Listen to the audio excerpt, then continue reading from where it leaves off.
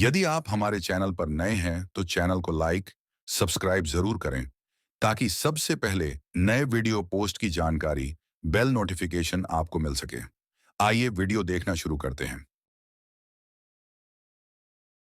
एक बार भैया बच्चों का आप स्वागत करेंगे, तालियां बजाएं। आज तालियों की गड़गड़ाहट से पता पड़ रहा है कि ये तालियां क्यों बजाई जा रही हैं। ना तो 26 जनवरी का कार्यक्रम है, ना किसी का जन्मोत्सव है और ना किसी घर का उद्घाटन है। एक छोटी सी दुकान में हम आए हुए हैं।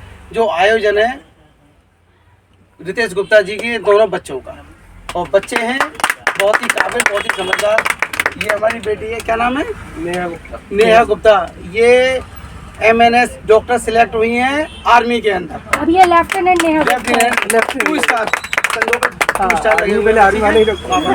और MBBS डॉक्टर ये सिलेक्ट हुए हैं पहले पुलिस लाइन में। तो भाई बच्चों का बहुत बहुत स्वागत है, बहुत बहुत धन्यवाद। आज हम धन्यवाद के लिए भी और स्वागत के लिए बच्चों के लिए आए हैं। ऐसे काबिल बच्चे इस क्षेत्र में, भारत जैसे महान देश में, और स्वरूप विहार कॉलोनी, राजधानी की स्वरूप विहार छोटी सी कॉलोनी है, मुश्किल से 5000 लोगों में से एक दो बच्चे आए हैं हमारे बीच में। भाई बहुत बहुत इनका स्वागत, बहुत बहुत आप इस तरह से होगा नहीं कि भाई यहाँ से भी कोई जा सकता है, ऐसा नहीं है। हाँ, तो हमारे गुप्ता जी 2 लाइनों के साथ में कार्यक्रम का शुभारंभ करेंगे। ये कार्यक्रम कोई छोटा ना समझा जाए, ये छोटी जगह नहीं है, ये बहुत उच्च कोटि की जगह है। क्योंकि ऐसी जगह पर इन बच्चों ने जिस जगह पर जन्म लिया हो वो बहुत बड़ा स्थान हुआ करता है। लेकिन हमारा सौभाग्य कि इस जगह पर इतनी ऊंचाइयों पर ये बेटी बेटे गए हैं।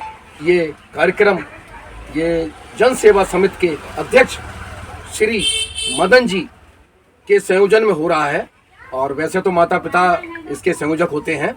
तो मैं वैसे तो बेटियां बहुत हैं, पूरे स्वरूप विहार भरा पड़ा, पूरा भारत भरा पड़ा, लेकिन ऐसी बेटी होना बहुत मुश्किल है जो स्वरूप विहार की नाक है।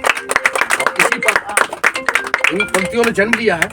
मैं खुश होकर आशीर्वाद देते हुए इस बेटी बेटे के लिए कह रहा हूँ। वैसे बेटियों के लिए ज़्यादा आजकल कहना चाहिए, बेटे तो होते ही हैं अच्छे, लेकिन बेटी होना बहुत मुश्किल होता है। इस कोट पर जाना बहुत मुश्किल होता है। खुश रहे ये बिटिया हमारी, नेहा इसका नाम, मिलिट्री में जा करके इसने किया है ऊंचा नाम, सबका किया है ऊंचा नाम। आशीर्वाद है हम सभी का, साथ में स्वरूप विहार, उच्च कोट पर इतनी जाए, याद करे संसार, इसको याद करे संसार। और सुने, क्योंकि अगर माता पिता अच्छे नहीं हैं तो उस कोट पर बच्चे नहीं पहुंच सकते। इसलिए मैं इनके बारे में, इनके माता पिता के बारे में भी कह रहा हूं कि ये बहुत धन्य है ऐसे माता पिता जिन्होंने इस बेटी और बेटे को जन्म दिया। तो आप सुने, आप माता इनकी सीता जैसी, माता इनकी सीता जैसी, पिता है राम समान, कोई भी यहाँ कैसा आए करते उसका मान, हमेशा करते हैं उसका मान। इसी साथ मैं आशीर्वाद दे रहा हूँ बच्चों को, ये उच्च कोट पर जाएंगे। गुप्ता जी का बहुत बहुत धन्यवाद। आप कार्यक्रम को आगे बढ़ाएं, स्वागत के कार्यक्रम को आ जाइए। जाओ फुल जाओ भैया दिया जलाओ, बच्चों की दोनों की आरती उतारो, टीका करें, क्योंकि उस तरह से जैसे फुल सामने की तरफ आपका फेस जैसे उधर हो जाइए, टीका करके हमारे फेस आपको इधर आएगा। ठीक। और हमारी स्वागत में भेजती है। तो बहुत ही अच्छा सौभाग्य की बात है, भारत देश में हमने जन्म लिया है और ऐसे पुण्य कार्य करे जो कि आज आप सबके बीच में। और इस कॉलोनी में इस टाइप का शायद मुझे तो 7-8 साल में पहली बार सुनने को आया है। अक्सर हम तो जुड़े रहते हैं, जाते रहते हैं गलियों में। तो अच्छा है, देखो भाई बहुत अच्छा है। कह सकते हैं कि हमारे यहाँ ऐसे लोग। ये कार्यक्रम एक के सहयोग से नहीं, दीपक जी खड़े हुए हैं, भाई साहब हैं, अंकल जी हैं हमारे, और वकील साहब भी हैं, कौशिक मेडिकल स्टोर वाले हैं, और भाई साहब कपड़े वाले कौशल जी हैं। इन्हीं का फोन आया था रात को मेरे को, भैया ऐसे ऐसे बात है, मेरे रोंगटे खड़े हो गए। प्लेट मंगा दो, काम हुआ और मुझे पता भी नहीं है। फिर भैया ने बताया, भाई कौशल जी का बहुत धन्यवाद, बहुत बहुत धन्यवाद, जो कि मुझे बताया। तो कार्यक्रम की शोभा के मुख्य पात्र तो यही है वैसे तो। जो पहले जाएगी। करिए चलो करिए।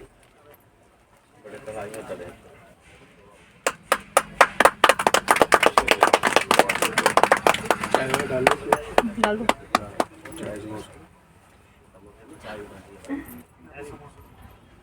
मम्मी तुम दाल चाली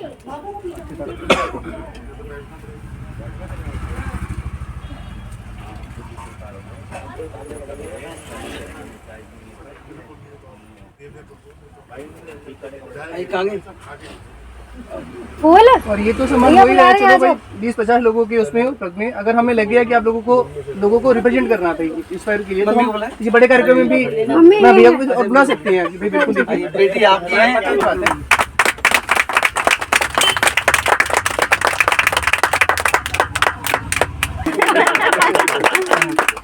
दोनों ही का मेडिकल में है।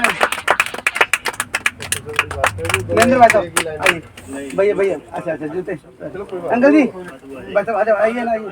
अरे ये सौभाग्य बात है, पता नहीं दूसरा मौका मिलेगा नहीं मिला, ठोकर लग के आदमी खत्म हो जाता है ना। उसी का बहुत बढ़िया।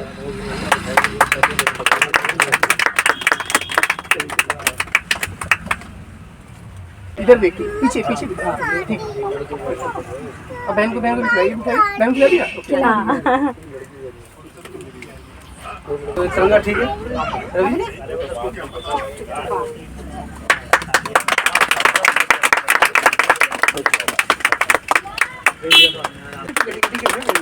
आ जाएगी।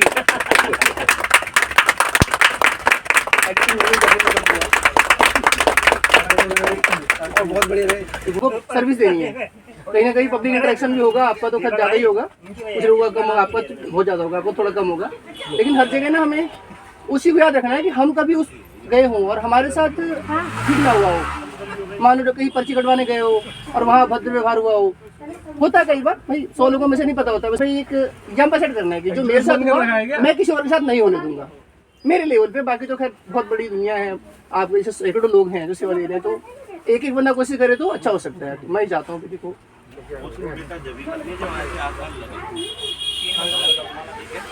ये कलयुग है, सतयुग नहीं। कोशिश करो जहाँ आपको लगे। तो और सबसे बड़ी बात क्या है, देखो ये हमारे भैया और भाभी हैं जिन्होंने आपके लिए बहुत मेहनत करी होगी। और आप लोगों को सब कुछ पता है, हमें कुछ भी नहीं पता उस मेहनत के बारे में। अब आपको भी ये ध्यान रखना, कई दफ़ा क्या होता है, देखो जब जॉब लगती है तो हमारा सारा सिस्टम चेंज होता है ना। अभी हो रहा होगा आपको, तो हमें ये लगता है कि यार हम इस यहाँ नहीं रहना चाहते, या हम ऐसा नहीं कर सकते, या हमें इनसे नहीं बोलना चाहिए। तो हर चीज़ को ये भी ध्यान रखना है कि हमारे माँ बापों के दिल को कोई ठेस ना पहुँचे। काम आप करवाओ अपनी मर्जी से, लेकिन इस तरीके से करवाओ कि उन्हें ऐसा महसूस हो कि हाँ ठीक है। ये होता है जब नौकरी लगेगी ना, तो अब आपके दोस्त भी उस लेवल के आएंगे, तो आपको लगेगा कि यार अब थोड़ा चेंज होना चाहिए। तो चेंज इसी तरीके से हो जो माँ बापों को बिल्कुल भी दिक्कत ना हो। अभी तो आपकी ट्रेनिंग, फाउंडेशन ट्रेनिंग, ओटीटी वगैरह होता है, बहुत सारी चीज़। हमारे बीच हमारे युवा जन सेवा समिति के मीडिया प्रभारी हैं और ये अपनी बात रखेंगे, बेटी के बारे में बताएंगे। उनके तो भाई बहन हैं कि आप खूब बढ़े, आप खूब पढ़ें। ये लिखा गया है कि आप खूब बढ़ें, आप खूब पढ़ें और जीत का आरोह भरें। आप खूब पढ़ें, आप खूब बढ़ें, जीत का आरोह भरें, दिन रात पर्वत चढ़ें, ऐसा करे कुछ काम कि दिन रात पर्वत चढ़ें, ऐसा करे कुछ काम जिससे हो ऊंचा आपका, कॉलोनी का और आपके माँ बाबू जी का नाम। बहुत बढ़िया प्रयास, बहुत अच्छा प्रयास किया आपने। साहब जी का स्वागत है। भाई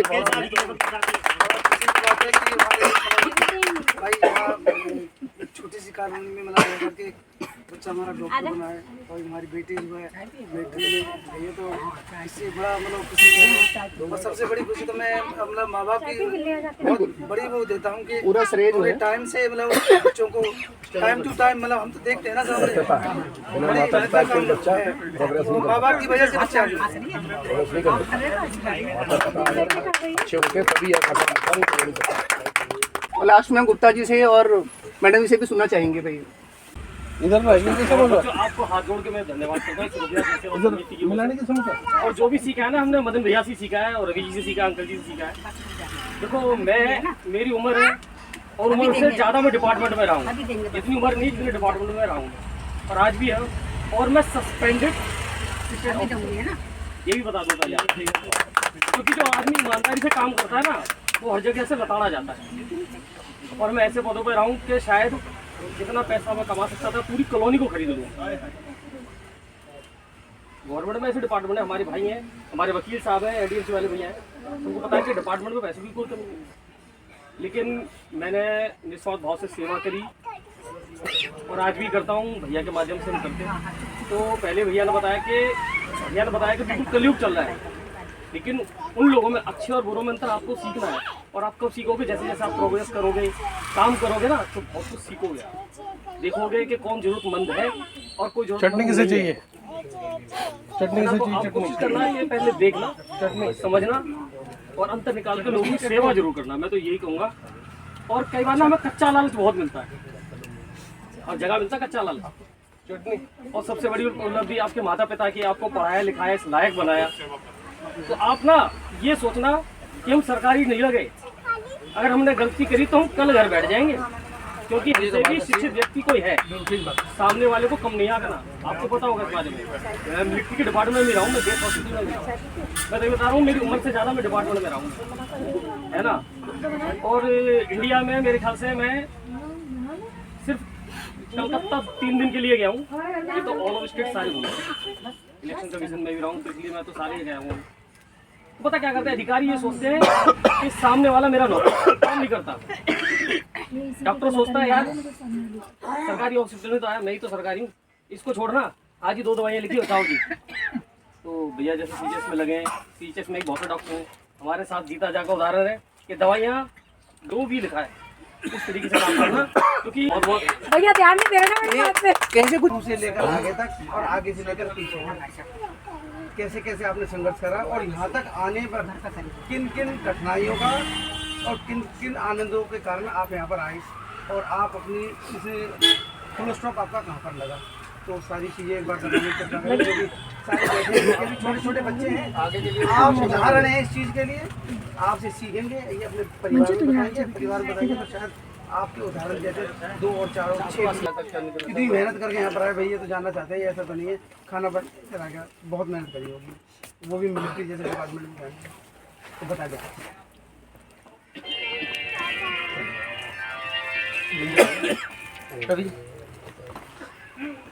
टेंथ तक तो मैं एवरेज स्टूडेंट थी, इतना नहीं पढ़ती थी मैं 10th क्लास से। उसके बाद 11th में मैंने साइंस तो मुझे लगा कि यहाँ बोर्ड्स वगैरह होंगे तो अच्छे से पढ़ना है, क्योंकि मेडिकल लाइन जाना था। फिर उसके बाद देखा कि भैया बहुत पढ़ता था, तो लगा कि बहुत पढ़ाई करनी पड़ेगी, मेडिकल लाइन में जाना है। फिर 11th 12th में अच्छे से पढ़ाई करी, नीट नहीं करना था क्योंकि ड्रॉप नहीं लेना था, तो इसलिए फिर सोचा कि मेडिकल लाइन जाना है, नर्सिंग करेंगे। 12th खत्म होती 3 महीने के अंदर नर्सिंग का एग्ज़ाम निकाला, कॉम्पिटिटिव एग्ज़ाम, और कॉलेज में एडमिशन ले लिया। एक मिनट, ये कॉम्पिटिटिव एग्जाम होता है ना, बहुत कठिन होता है, ये इतना कठिन होता है, अगर इसमें आप पास हो गए तो आगे बढ़ोगे, नहीं तो नहीं बढ़ोगे। और एग्जाम एंट्रेंस क्लियर करा ना, तालियां बजाओ, मुझे पता है। फिर उसके बाद कॉलेज में 4 साल और क्लासेस होती थी बहुत, भैया को तो टाइम नहीं मिल पाता पढ़ने के लिए, कुछ भी बहुत डिफिकल्ट था 4 साल। फिर उसके बाद जैसे नर्सिंग करी, फिर नर्सिंग खत्म होने के बाद डिसाइड किया कि अब करना क्या है, जॉब करनी है प्राइवेट या फिर घर पे बैठ के गवर्नमेंट जॉब की तैयारी करनी है। पहले डिसाइड करा कि 4 एम्स के लिए पेपर देते हैं, तैयारी करते हैं, 6 महीना घर पे बैठे, 6 महीना घर पे बैठी। उस टाइम पे बहुत लोगों ने कुछ पूछा कि नौकरी नहीं मिल रही, क्या घर पे बैठे हैं, क्या फ़ायदा हुआ है इतना कोर्स करने का, इतना पढ़ाई, तो बहुत कुछ हुआ। फिर उसके बाद एम दिया, नहीं क्लियर। फिर उसके बाद जब क्लियर नहीं हुआ तो डिसाइड किया कि ऐसे कब तक घर पे बैठ के पढ़ाई करेंगे, मतलब हार नहीं मानी ना, कब तक घर पे बैठ के पढ़ाई करेंगे, तो डिसाइड किया कि प्राइवेट जॉब करते हैं, जॉब के साथ साथ पढ़ाई करेंगे। तो उसके बाद मैंने 2-3 जगह पे इंटरव्यू दिए, स्कूल नर्स के लिए मैंने ट्राई किया, पर स्कूल नर्स में एक्सपीरियंस मांगा, जो कि मेरे पास नहीं था, मैं जस्ट पास आउट हुई। तो उसमें उन लोगों ने मना कर दिया कि नहीं स्कूल नर्स के लिए आप एलिजिबल नहीं हो। फिर उसके बाद मैं एम्स में मैंने कॉन्ट्रैक्ट बेस का इंटरव्यू दिया, जो मेरा इंटरव्यू क्लियर भी हो गया। उन लोगों ने उसके बाद मुझे बुलाया भी, 2 दिन उन लोगों ने मुझे काम सिखाया। उन्होंने बोला कि हम आपको कॉल करेंगे, बट उन्होंने कोई कॉल नहीं किया, उन्होंने मेरा टाइम वेस्ट किया। फिर मैंने फोर्टिस ज्वाइन किया, फोर्टिस में मुझे आईसीयू मिला।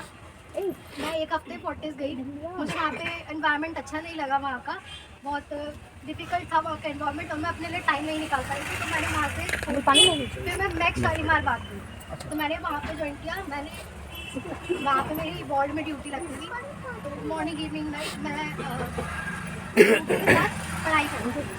कोचिंग ली थी मैंने पढ़ाई की थी, तो मैं ड्यूटी के साथ पढ़ाई करती थी। और सीनियर्स ने बहुत ज़्यादा पीछे भेजने की कोशिश की कि इतना पढ़ती है, क्या कर लिया तूने इतना पढ़ के।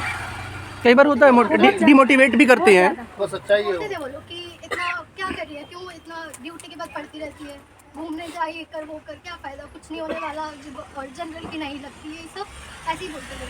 हमारी भी लगी, हम इतने साल से पेपर लेके आ रहे हैं और तू तो बस अभी नर्सिंग करके निकली है, तू क्या सोच रही है, तेरा लग जाएगा, तो ऐसे ही बोलते रहते थे।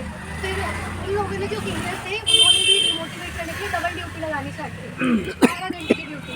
उसके बाद सर पढ़ना तो भूल ही गए, जैसे तैसे करके टाइम मैनेज करके पढ़ाई करते करते फॉर्म भरे, और भी गवर्नमेंट जॉब के फॉर्म भरे थे, जैसे कि लखनऊ का फॉर्म निकलता था, नॉर्थ साइड एम्स का निकलता।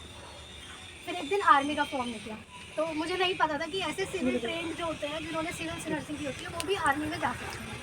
जब वो फॉर्म निकला, मुझे कोचिंग वालों ने बताया, तो उसमें मैंने देखा कि उसमें बहुत सारे क्राइटेरियाज थे, जैसे कि आई साइट और हाइट। मुझे लगा मैं स्पेक्स पहनती हूँ और मेरी हाइट कम है, तो मेरा नहीं होगा। तो मैंने डिसाइड किया कि मैं फॉर्म नहीं भरूँगी। इसमें गुप्ता जी का रोल है। फिर हम दोनों ने डिसाइड किया हाइट 1 सेंटीमीटर कम है तो हम नहीं भरेंगे, लेकिन गुप्ता जी ने बोला फॉर्म भरो, कुछ नहीं पता कहाँ पे बच्चा निकल जाए, आई साइट कम है लेकिन भरो। उन्होंने कोई फॉर्म छोड़ने नहीं दिया। हमने कहा भरने से फ़ायदा क्या, जब नंबर नहीं आएगा तो, कि नहीं भरो, कुछ नहीं पता कहाँ नंबर आ जाए। और वही हुआ, फॉर्म भरा और नंबर इसका वहीं है, वहीं सिलेक्शन हुआ। मैंने बोला कि मैं फॉर्म भरूंगी, मेरा एग्जाम क्लियर होगा, इंटरव्यू देने जाऊंगी, फिर मेडिकल में मुझे बाहर निकाल देंगे। तो डैडी ने बोला कि नहीं, जैसे पहले होता हुआ आया था। हाँ, तो डैडी ने बोला नहीं, मुझे किसी इंटरव्यू में बाहर नहीं निकाला गया, मेरे सारे इंटरव्यू क्लियर हुए, प्राइवेट में भी सारे क्लियर हुए, पर गवर्नमेंट में ये था कि मैं मेडिकल क्लियर नहीं कर सकती। तो डैडी ने बोला तू इंटरव्यू दे, तो एक्सपीरियंस लेके घर आ जाए, कोई बात नहीं, तेरे को अच्छा एक्सपीरियंस होगा। तो फिर मैंने फॉर्म भरा, मेरा जो रिटर्न एग्जाम था वो क्लियर हो गया। फिर उसके बाद इंटरव्यू में नाम आया, तो मैं इंटरव्यू देने गई। उस दिन मुझे लगा मेरा इतने अच्छे अच्छे लोग आए, इतने हाई फाई, इतने 10-10 साल के मेरा तो कोई स्थान है नहीं। स्टाफ आए थे जो एम्स दिल्ली और सब डिवीजन में जॉब करते हैं, वो आए थे मिलिट्री ज्वाइन करके, कि हम 4 साल से एम्स दिल्ली में हैं पर हमें मिलिट्री में जाना है, तो हमें लेफ्टिनेंट बनना है।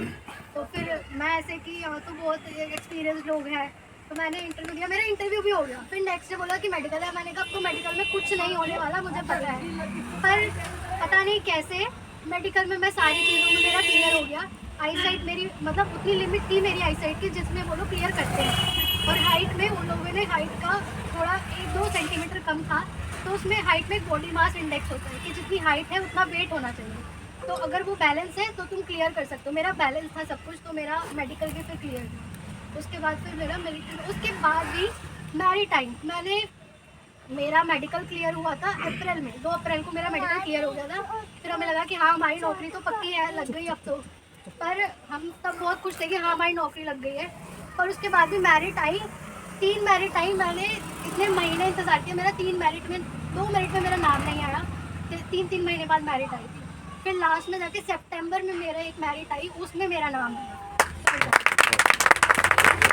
देखिए कितनी ज़्यादा जो हर्डल्स थी, पहले सीनियर से डिमोटिवेट किया कि भाई क्या करोगी, फिर आपको खुद भी लगा कि पॉसिबल नहीं है, जिस हिसाब से भीड़ है, लोग आ रहे हैं, और आपने अपने आप को अंडरएस्टिमेट किया। बट वो कहा होता है लक फेवर्स द ब्रेव, और देखिए सीट भी आपने फॉर्म भरने का सोचा ही नहीं था, आपको लगा इंटरव्यू नहीं जाएगा, मेडिकल ठीक नहीं कर, पर आपके पापा जी ने आपको मोटिवेट किया और कहते हैं ना कि आप कोशिश कीजिए, सफलता हाथ लगेगी। और देखिए लक रियली आप आज आपके साथ है, तो रियली बहुत अच्छा। और तरीके से हरी जी मैं तो बेटी का फोटो दिखाओ, जब उन्होंने लेफ्टिनेंट के लिए, बेटी सिविल में बैठी हुई है यहाँ पर हमारी बेटी, जब ऑफिसरों ने, अधिकारियों ने, मिलिट्री वालों ने उनका सम्मान करा, यूनिफॉर्म पहना के गदगद सीना हो जाता है, माँ बाप का सीना गर्व से 36 नहीं पता नहीं कितनी इंच का हो जाता हो भाई, बहुत ही सम्मान दिखाएं। और फोटो में दिखाएंगे कि वाकई में हमारी बेटी मेरे देश की बेटी, भारत देश की बेटी, और क्षेत्र की तेज जी, और इनकी धर्मपत्नी, उनकी बेटी, ये गुड़िया है हमारे। और आपके क्योंकि मम्मी पापा भी काफ़ी एजुकेटेड हैं, जैसे कि मुझे पता है, मैं कुछ दिन काफ़ी दिनों से जानता हूँ इन्हें, तो पूरा क्रेडिट जाता है। आप दोनों दिखते हुए सेम सेम है आई थिंक। और ये पूरे दशक का एक गोल था हमारी सरकार का, भारत सरकार का। अब सरकार किसी की भी हो, मैं केवल मोदी जी का ही नाम नहीं लूंगा, तो वो रियली सक्सेस हुआ है। कह लीजिए कि एक भी अगर महिला कहीं अच्छे पद पे ऊपर चली गई तो बहुत बड़ी बात है। और आप एक हैं, ऐसी और भी एग्जांपल्स हैं हमारे सामने, हमारे नज़र में नहीं है लेकिन हैं जरूर। तो भाई बहुत बड़ी बात है, आप रियली इंस्पायरेशन है औरों के लिए। आपसे आपके जूनियर्स होंगे, आपके साथ पढ़ने वाले वो मोटिवेट होंगे।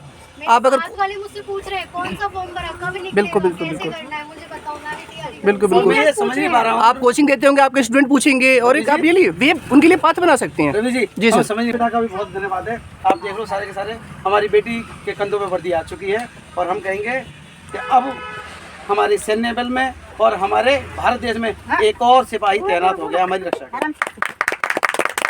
अभी क्योंकि 26 जनवरी आएगा, 26 जनवरी को हमारी समिति ना कार्यक्रम करती है, शायद आपको पता भी हो, हम ध्वजारोहण कार्यक्रम करते हैं, तो उसमें हम शायद आपको रिप्रेजेंट करें और पूरे स्वरूप बिहार को बताएं। और मैं मदन भैया से रिक्वेस्ट करूँ इसके लिए आगे जो हम प्रोग्राम करेंगे, जब ड्राफ्ट तैयार करेंगे इसका, तो 26 जनवरी के कार्यक्रम होते हैं, हम ढूंढते हैं तो कोई आईएएस मिल जाए। हम नेताओं को तो इग्नोर करते हैं, हम उनको लाना चाहते हैं जो नेताओं को बनाने वाले हैं। क्योंकि आप जब लिख के देंगे ना स्पीच आईएएस IPS, जब तो सर बोले हैं वकील साहब वैसे ही ना, तो इनके आगे उनकी कोई बिसात है नहीं। वैसे आप सबसे जब आप चमकते हैं तो आपका पेन बोलता है, मुंह चुप रहती है और पेन बोलता है, तो अब आप चमक रहे हैं, समझ लीजिए। जब IAS IPS की जब कलम चलती है ना, तो पूरा भारत देश चलता है। कलम डाउन होती है तो पूरा भारत देश डाउन होता है। तो ये हमारे हमने नेहा बहन को सुना, अब मैं ये हमारे भैया, हमारे इनका नाम भी मेरे को नहीं पता, ये प्लीज़ शुभम गुप्ता, गुप्ता जी, आप प्लीज़ बताएं। किन चीज़ों से आप गुजरे और ये स्थान पर पहुंचने के लिए किन किन परिस्थितियों का आपको सामना करना पड़ा। बचपन से ही जब हम लोग मम्मी के साथ हॉस्पिटल जाते थे, तो मैं डॉक्टर को वाइट कोट में देखता था, और मुझे स्टार्टिंग से मुझे बहुत अच्छा लगता था, वो मुझे डॉक्टर बनना था स्टार्टिंग से। मतलब मैंने कभी उसके बारे में सोचा नहीं था, बट मुझे वो अच्छा लगा। तो और मैं पढ़ाई में था, टीचर्स सब ने मेरा बहुत हेल्प किया। जहाँ भी मैं गया सबका फेवरेट स्टूडेंट था, टीचर्स ने मुझे बहुत सपोर्ट करा। सभी का फेवरेट है। I am very lucky I think. तो उसके बाद मेरा क्लास 10 का रिजल्ट आया, तो उसके बाद मुझे एक्चुअली मैथ्स बहुत ज़्यादा पसंद थी। तो मतलब मुझे मैथ्स लेनी थी। इनफैक्ट मैं 11th की बुक्स भी ले आया था पहले से मैथ्स की, बट मुझे बायो भी बहुत पसंद थी, बट मैथ्स पसंद थी बहुत ज़्यादा। बट मुझे मेडिकल लाइन में जाना था, तो मुझे उसके लिए मैथ्स छोड़ना पड़ा। तो मम्मी और डैडी जब स्कूल गए मेरा रिजल्ट लेने, तो मेरी साइंस की टीचर थी, तो उन्होंने उनसे पूछा कि अभी आगे क्या करना है। तो उन्होंने बोला कि अभी तो वो मेडिकल के बारे में बोल रहे हैं, तो उन्होंने एलन का नाम बताया, कोटा राजस्थान, कि वहाँ पर भेज दो उसको प्रिपरेशन के लिए। तो फिर मैं कभी बाहर गया भी नहीं था, तो वो एक बहुत ही डिफ़िकल्ट डिसीजन था हम सबके लिए। After 10th at the age of 15 मुझे बाहर जाना था अकेले, ऑल ओन, मतलब खुद से ही सब कुछ मैनेज करना था दूसरी सिटी में जाकर। तो हम लोग वहाँ गए, एडमिशन लिया। काफ़ी लोगों ने कुछ बोला कि नहीं बाहर मत भेजो बच्चों को, बिगड़ जाएंगे, हाथ से निकल जाएंगे, मत भेजो। बट मेरे पेरेंट्स को मुझ पर ट्रस्ट था कि नहीं ये कर लेगा, तो उन्होंने मुझे भेजा। I am very grateful for that. तो फिर उसके बाद मैंने वहाँ पे कोचिंग ली आर्मी से। उसके बाद तो मैंने नीट दिया फर्स्ट अटैम्प्ट 2017 में, तब मेरी रैंक आई थी 17,000 ऑल इंडिया रैंक। तो जनरल कैटेगरी पे मुझे उस टाइम पे MBBS सीट नहीं मिल रही थी। तो फिर सब लोगों का वो फिर दोबारा से स्टार्ट हुआ कि हमने तो पहले ही बोला था कि नहीं आएगा, जनरल कैटेगरी में हो, नहीं आता, इतना ईजी नहीं होता, पैसे देने पड़ते हैं, रिश्वत देनी पड़ती है, ये सब बोला लोगों ने। बट स्टिल मैंने वो सब नहीं सुना। मुझे बस ये बहुत अच्छी मैंने बस एक ही अटेम्प्ट मैंने में इसको मुझे एक एक ही बार और बात कोशिश समझाई। करनी है। मैंने लोगों ने बोला इसको एक ही बात समझाई, इस चीज़ को ना चैलेंज समझ के एक्सेप्ट करो। जो लोग कह रहे हैं ना नहीं आ पाएगा, उन्हें ला के दिखाओ कि मैं करके दिखाऊंगा ऐसा, तभी वो बंद होगा उनको। और वैसे भी दुनिया यही मानती है जब आप प्रूव करते हैं, कहते हैं ना, जब आप कुछ रिजल्ट दिखाती हैं तो आपको ट्रस्ट करती हैं। तो आप आगे बता रही हैं, क्या बताइए प्लीज़। फिर उसके बाद मैंने वो सब कुछ नहीं सुना। मैं बस अपनी प्रिपरेशन करता रहा कि नहीं मुझे करना है। ये सब कुछ कोई बात नहीं, अभी लोग कुछ कह रहे हैं, फिर जब हो जाएगा तो कुछ और कहेंगे। तो बस वो सब सोच के अपनी प्रिपरेशन करके मैंने 1 साल और प्रिपरेशन करी। मैंने डेंटल या आयुर्वेद कुछ नहीं लिया क्योंकि मुझे MBBS ही करना था। तो उसके बाद आई थॉट, मैंने इतना भी सोच लिया था कि अगर अगले साल MBBS नहीं मिला तो कोई नहीं, जो कुछ मिलेगा मैं वो ले लूँगा, उससे ज़्यादा टाइम वेस्ट नहीं करूँगा। तो 2018 में मैंने फिर से नीट दिया, तो मेरी ऑल इंडिया रैंक 3000 आई। फिर उसके बाद मुझे अम्बेडकर कॉलेज में MBBS सीट मिल गई, तो फिर मैंने 2018 में MBBS ज्वाइन करा। दिल्ली का अम्बेडकर कॉलेज? दिल्ली, हाँ, दिल्ली से। और दिल्ली में बता दो, दिल्ली में नाम आना मेडिकल में बहुत ही महाभारत है अपने आप में। नाम नहीं आता दिल्ली में, दिल्ली वालों का ही नहीं आता, बाहर वालों को तो बाद में और सबसे बड़ी बात रिजर्वेशन नहीं है, जनरल कैटेगरी से हैं। कैटेगरी से फिर भी इतना बड़ा महारत हासिल करी। बहुत बहुत धन्यवाद है आपका और अपने माता पिता का बहुत है, जो दिल्ली जैसे कॉलेज में आपका नाम आया। बहुत बढ़िया। और जैसा इन्होंने बताया कि डेंटल या आयुर्वेदिक में नहीं गए, जब पूरा आसमान पड़ा है तो एक तारा क्यों लूँ, तो पूरा आसमान ले सकता हूँ, तो बिल्कुल बहुत बड़ी बात है। फिर आगे क्या हुआ sir? I am not saying कि डेंटल या आयुर्वेद अच्छा नहीं है, पर मुझे MBBS करना था। मुझे अपने आप को एक और चांस देना था कि अगर ये नहीं हुआ तो कोई बात नहीं, फिर वो कर लेंगे, पर मुझे एक चांस देना था। तो इसलिए फिर मैंने एक और कोशिश करी और उसमें मैं सक्सेसफुल हो गया और मुझे MBBS सीट मिल गई थैंकफुली। तो फिर मैंने MBBS किया। फिर मेरा MBBS ख़त्म हुआ 2024 में, इसी साल मार्च में इंटर्नशिप मेरी ख़त्म हुई। फिर उसके बाद मुझे पहले से था कि मुझे इसके बाद क्या करना है। पोस्ट ग्रेजुएशन इतना इजी नहीं है, क्योंकि मुझे जो स्पेशलिटी चाहिए उसमें सिलेक्शन हो जाना इतना इजी नहीं है। तो मुझे अपने आप से पहले से क्लियर करना था, अपना फ्यूचर की सिक्योर करना था, एक बेसिस क्लियर करना था कि आगे मुझे क्या करना है, घर पे तो बैठना नहीं है।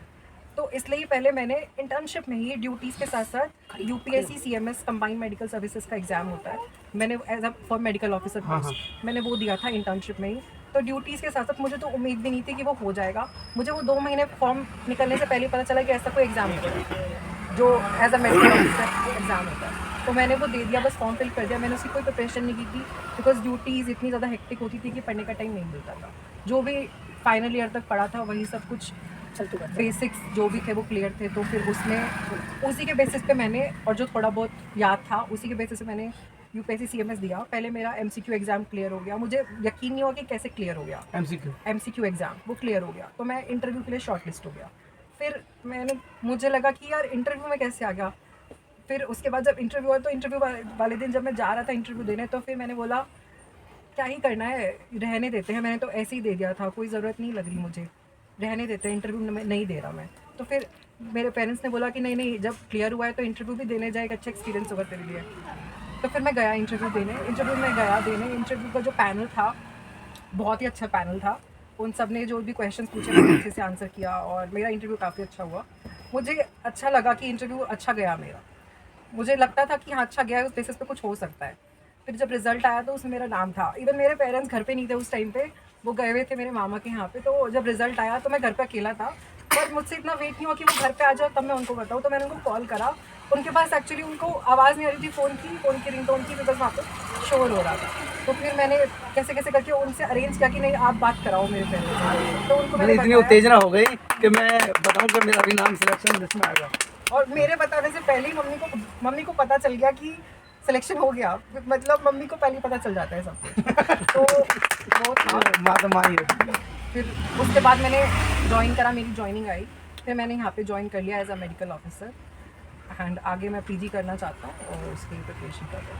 बहुत बहुत धन्यवाद। ये हम MBBS को सुन रहे थे और हमें जरा भी लगा नहीं। तो इसे कहते हैं ना कि जब आप ऊपर जाती हैं तो आप बिल्कुल सॉफ्ट हो जाती हैं, तो बहुत बड़ी बात है। भगवान से कामना करते हैं दोनों बच्चों की जो आगे भी इच्छाएं हैं, जो माता पिता ने उम्मीद कर रखी हो, वो इच्छाओं से दुगना करें उनसे और आप आगे बढ़ें। अब आगे बढ़ के तो पीछे मुड़ के मत देखना बिल्कुल भी। पर हमेशा ध्यान रखना, समाज का जो पीछे वाला व्यक्ति है जिसकी मुझे उंगली भी दिखाई नहीं देती, उसको मत बोलना है जीवन में, क्योंकि हम ही धरातल से लेकर आगे तक बढ़ेंगे।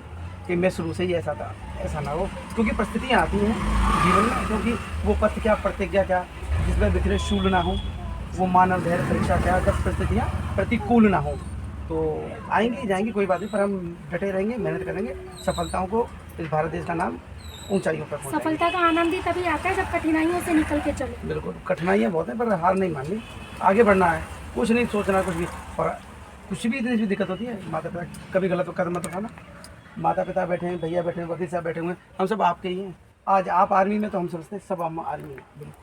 आप डॉक्टर हैं तो हम समझते हैं हम सब डॉक्टर हैं। आज मेरे समाज का भला होने के लिए जा रहा है, इस भगवान से मैं हाथ जोड़ के प्रार्थना कर रहा हूँ 2 डॉक्टर हमारे इस धरती पर स्वरूप विहार कॉलोनी में दिए, और ऐसे ही ये मानव सेवा करते रहें।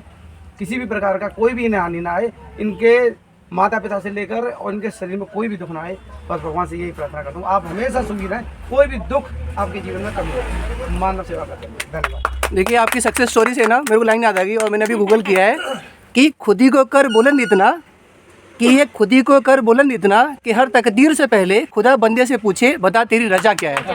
देखिए ये लाइंस ना आपको बिल्कुल सार्थक करती हैं, दिखाती हैं कि भाई कहीं भी आप लोग उम्मीद नहीं थी फॉर्म भरने से लेके, जैसे भैया ने बताया कि भाई प्रिपरेशन भी नहीं थी और फर्स्ट अटैम्प्ट था एज ए फ्रेशर, और बिल्कुल इतना कुछ कहते हैं ना बहुत बड़ा बेंचमार्क सेट करना, मतलब सुपर से ऊपर, एक कहावत आज चल रहा है सुपर से ऊपर है बिल्कुल।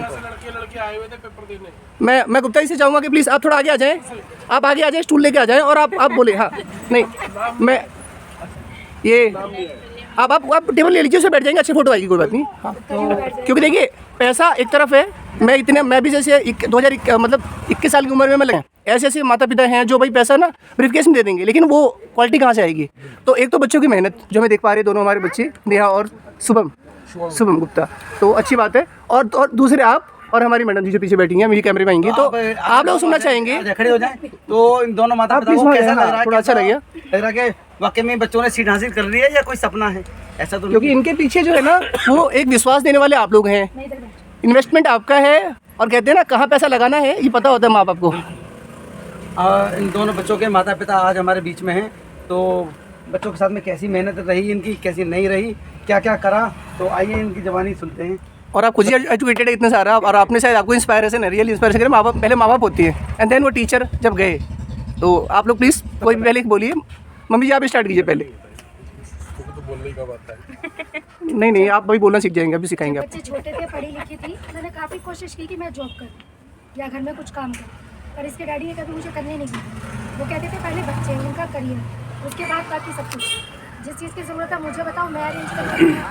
और बच्चों पे ध्यान दिया शुरू से, और मेरा एम ये था कि सिर्फ बच्चे और कुछ नहीं, बाकी समाज सोसाइटी सब बाद में, पहले सिर्फ मेरे बच्चे। शुरू से ही बच्चों को बिल्कुल सीरियस लेके चली मैं। हमेशा बच्चों को कभी भी मैंने ये नहीं कहा फर्स्ट आना है या 100% लाना है, कभी भी मैंने ये नहीं कहा। मैंने हमेशा ये कहा जितना पढ़ो उतना तुम्हारे माइंड में भी, तुम्हें ये पता हो कि ठीक क्या है और गलत क्या है। बस आधा नंबर भी बच्चों का कट जाता था, मैं कलप जाती थी। दुख लगता है, मुझे लगता था जैसे मेरा रिजल्ट आ रहा है। पीटीएम होती थी, कभी भी कुछ भी होता था, हमेशा पीटीएम में जाना, अटेंड करना, कभी भी स्कूल में जाती थी, टीचर्स हमेशा बच्चों की तारीफ करती थी। ये हमने कई बार सुना है कि जैसे कई बार होती है कि मम्मी का कुछ ख्वाब होता है कि मैं इस वाले पोस्ट पे जाऊं या यहाँ जॉब करूं या ये हासिल करूं, और अगर माताएं नहीं कर पाती हैं तो वो कहते हैं कि मैं नहीं कर पाई तो क्या होगा, सेम चीज़ अपने बच्चे में जरूर ये चीज़ देखना चाहूँगी। बिल्कुल बताती हूँ, हमारे टाइम पे 75% को अव्वल दर्जे का माना जाता था, 100% की थी उसकी वैल्यू। अब मेरे नहीं आ पाए 100%, तो मैं हमेशा चाहती थी, शुभम बड़ा था तो एक बार मुझे 90% ला के दिखाया। मैं शुरू से ऐसे कहती थी एक बार 90% ला के दिखाया। ये बड़ी बात है। 99% कितनी खुश हुई थी मैं, और इसने मुझसे खुद पूछा, मम्मी अब आप सेटिस्फाइड हो, अब तो आपको कुछ नहीं चाहिए? मैंने कहा एक बार 12th में और ले आ। कहते हैं ना ये भूख है बड़ी, महत्वाकांक्षा बहुत बड़ी होती है। नहीं होनी भी चाहिए बिल्कुल। पिताजी भी वहाँ पर मौजूद है। सर बताइए, आपको लग रहा है कि हाँ आपके बच्चे वाकई में डॉक्टर बन गए या कोई सपना है, ऐसा है? देखिए डॉक्टर का बच्चा डॉक्टर बनता है तो शायद आश्चर्य नहीं होता, लेकिन क्योंकि आप भाई छोटी सी शॉप है आपकी या प्रॉपर्टी डीलर का काम करते हैं जैसे मेरे को पता है, और आपके पास इन्वेस्टमेंट है, लेकिन कहते हैं ना इच्छा, और इच्छा के बाद सब कुछ फ्रेम में आना और रिजल्ट आना बहुत बड़ी बात है। तो आप लोगों को पूरा क्रेडिट जाता है, तो प्लीज़ आप बताएं अपना एक्सपीरियंस। मेरे पिताजी की इच्छा थी मैं डॉक्टर बनूँ, लेकिन मेरे पिताजी जब मेरी 22 साल की उम्र थी मेरे पिताजी एक्सपायर हो गए थे, तो मेरे को बीच में पढ़ाई छोड़नी पड़ी अपनी। तो वही फिर मैंने सोचा कि मैं उनका सपना अपने बेटे से कराऊँ अपना, तो वो बेटे ने करा पूरा। अब तो दोनों ही बच्चे बन गए, बेटा बेटी दोनों बन गए, तो एक उपहार में मिला आपको साथ में। तो कहते हैं ना जब वो देने वाला देता है तो छप्पड़ फाड़ के छत तोड़ के देता है, तो ऐसे समझ लीजिए कि आप एक की उम्मीद करे थे, अभी आपके दोनों बच्चे हैं और आपको लाइफ में ना आपने इतना कमाया होगा, उनसे बढ़ के आज मिला है आपको। तो हमारे सामने कौशल जी के ना पिताजी भी हैं, तो अंकल जी कैसा लग रहा बच्चे आपके सामने? बहुत बढ़िया लग रहा है। ये बहुत ही बढ़िया है। हाँ। जो नसीब में लिखा है ना वो हो रहा है, वो हो रहा है ना। चलो बहुत बढ़िया। देखिए हम आपके सामने बोल रहे हैं क्योंकि हमने कहीं ना कहीं समाज में कुछ टाइम दिया है। जैसे मैंने 15 साल जॉब दिया है, हमारे भैया ने बहुत सारे डिपार्टमेंट में काम किया है, गुप्ता जी हैं, हो सकता है कि इन्होंने पढ़ाई कितनी करी मेरे को नहीं पता, बट यहाँ पे जिया है, एक एक पल जिया है, वो बहुत बड़ी बात है। क्योंकि किताबों से हट के भी आपको जीना है, किताब से आप यहाँ तक हासिल हो गए, अब आपको एक्सपीरियंस काम आएगा जो आपके मम्मी पापा ने कमाया, जो लोगों से सुना, आपने देखा या आपने फील किया।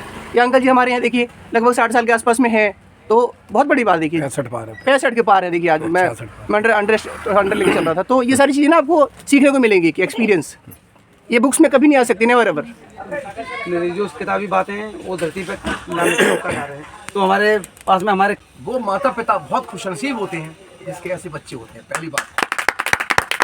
दूसरी बात, बेटियां बहुत हैं, जन कितनी बेटियां हैं, जन कितनी बेटियां जन्म लेती हैं, लेकिन सब बेटियां अच्छी होती है। वैसे बेटी कोई खराब नहीं होती है, लेकिन एक विशेष जो पद ग्रहण किया इस बेटी ने, वो कोई मजाक बात नहीं, हंसी खेल नहीं है। क्योंकि आज ये मान माता पिता का नहीं बढ़ा, पूरे स्वरूप बिहार का बढ़ा है, पूरे भारतवर्ष का बढ़ा है।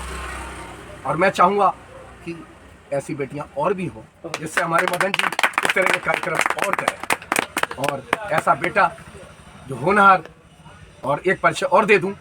वैसे तो मैं मैंने रिश्तेदार मानता हूँ अपना, और हमारा सौभाग्य है कि मैं ये बेटी और इनको दामाद मानता हूँ, और ये हमारे बच्चे हैं, नवाजी हैं। बेटी की बेटी है, और हमारा आशीर्वाद है, और हमारा सौभाग्य है कि ऐसे बेटी मुझे जीवन में मिले। इसी के साथ अपनी शुभकामना देते हुए, आशीर्वाद देते हुए अपनी बात को समापन कर रहा हूँ। ऐसे ही कार्यक्रम में हम हमेशा आते रहें। हमारा स्वरूप बिहार से निकल के हमें यकीन नहीं था ऐसे बच्चे मिलेंगे, और ऐसे ही भारत देश का उद्घोष होता रहे, हम यही कामना करते हैं। और सारे के सारे ये यकीन नहीं है कि जब एक छोटी सी दुकान से शुरुआत करी और धीरे धीरे करके आगे बढ़े। एक छोटी सी दुकान से दो अनमोल हीरे निकले भारत देश की सेवा करने के लिए। तो इन दोनों का बार बार धन्यवाद, और मैं सिर्फ और सिर्फ इनको प्रणाम करना चाहता हूँ कि हाँ आप इनकी सेवा करें, क्योंकि मैं सिर्फ अधिकारियों की बहुत इज्जत करता हूँ और किसी की नहीं। माता पिता के बाद में अधिकारी हैं, गुरुजन हैं, और आपकी बहुत बहुत सत नंदन है आप सबको भाई। बहुत अच्छा कार्य करा आपने, बहुत बढ़िया, बहुत। तो स्वरूप जन सेवा समिति से मुझे बुलाया गया था, धन्यवाद आप सभी का धन्यवाद। बेटे खूब पढ़ें, खूब लिखें, ऊंचाइयों पर, तो इनकी सेवा करने की इच्छा कभी खत्म ना हो, ऐसी हम परमात्मा से कामना करते हैं। माता पिता का धन्यवाद, पूरी टीम का धन्यवाद, अंकल जी का धन्यवाद, और बच्चों सफलताओं की ऊंचाइयों पर ये भगवान से कामना करते हैं। धन्यवाद। जय हिंद, जय भारत। बैठ नहीं आपने स्कूल में? बैठ कीजिए, एक और आने वाली है, मेरा मन देखने को और मिलने वाला है आपको, बहुत ही मन उत्सुकता है उसका। तो रवि जी हमारा बस मैं आ जाता हूँ फ्रेम में। रवि जी इधर आओ। बस आ गया सर मैं। हमारा सौभाग्य है जो मदन जी ने ये हमारा सर्वोच्च स्थान दिया। शुरुआत भी मेरे से करवाई, और इसका समापन भी कार्यक्रम का मैं ही कर रहा हूँ। तो आप बच्चों को शुभ आशीर्वाद देते हुए, और अपनी बेटी दामाद को भी आशीर्वाद देते हुए, मैं और सभी से कह रहा हूँ, ये बस आपके लिए नहीं है, मदन जी के लिए भी, रवि रंजन के लिए भी है, दया जी के लिए भी है, पूरे स्वरूप बिहार के लिए, पूरे भारतवर्ष के लिए। ये जो मैं 4 पंक्तियां कहूंगा वो पूरे भारतवर्ष के लिए ज्ञान संदेश है। क्यों मैं ज्ञान संदेश रोज देता हूँ, डेली देता हूँ। हमारा ज्ञान संदेश सुना जाता है, करोड़ों आदमी सुनता है। तो सुने आप, सुने बेटा, आ जाओ बेटा, सुने और समझे, इस ज्ञान को आगे बढ़ाएं। हम जिए हैं तो जिए ऐसे बच्चों के लिए, कर्म जो भी करें ऐसे बच्चों के लिए। मदन जी हो या फिर ये माता पिता सही, आओ मिल कर रहे हैं ऐसे कार्यों के लिए, धन्यवाद, ऐसे बच्चों के लिए। बहुत बड़ी बात है, बहुत बड़ी। ऐसे ही आप फूलों की तरह महकते रहे, भगवान से बहुत बहुत धन्यवाद। जी आपको एक बार शुभकामनाएं। संदेश है हमारा, और क्या हमारे पास क्या है, आप सभी को कि ऐसे माँ बाप सभी को ही दे जो अपने बच्चे को पढ़ाई लिखाए, चाहे कैसे भी संघर्ष कर रहे हैं, बस ऐसे ही बच्चे को संघर्ष कर रहे हैं और बच्चे भी आगे बढ़ गए। हम तो यही चाहते हैं सब माता पिताओं से कि अपने बच्चे के लिए कुछ संघर्ष करें। आपकी बेटी है, बिल्कुल आप भी चाहेंगे। हम भी चाहते हैं कि हमारी भी बेटियां हैं, ये भी हमारे बच्चे हैं, हमारे भी बच्चे हैं। क्या चाहते हैं, हम यही चाहते हैं कि बस आगे बढ़ो और सबकी देख रेख करो, बस। बहुत बड़ी बात है। इसी के साथ कार्यक्रम का हम समापन करते हैं। सभी का धन्यवाद।